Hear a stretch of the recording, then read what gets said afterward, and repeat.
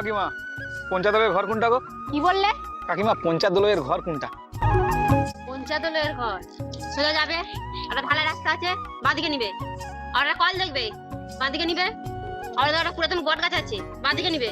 আবার একটা ইটের রাস্তা পড়বে, বাঁদিকে নিবে, চলে যাবে পঞ্চায়েতের ঘর।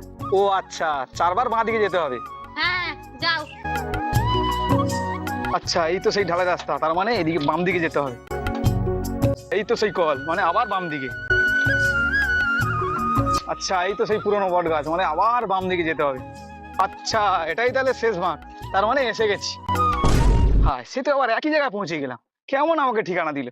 ও কাকিমা, আরে তুমি কি ঠিকানা দিলে? সেই তো আবার একই জায়গায় পৌঁছে গেলাম। হ্যাঁ, এই তো পঞ্চায়েতের ঘর। তুমি তাহলে অদূর আমাকে ঘুরালে কেন? আরে তাহলে তুই আমাকে কাকিমা বললি কেন? কোন অ্যাঙ্গেল থেকে আমার কাকিমা লাগিয়েছে?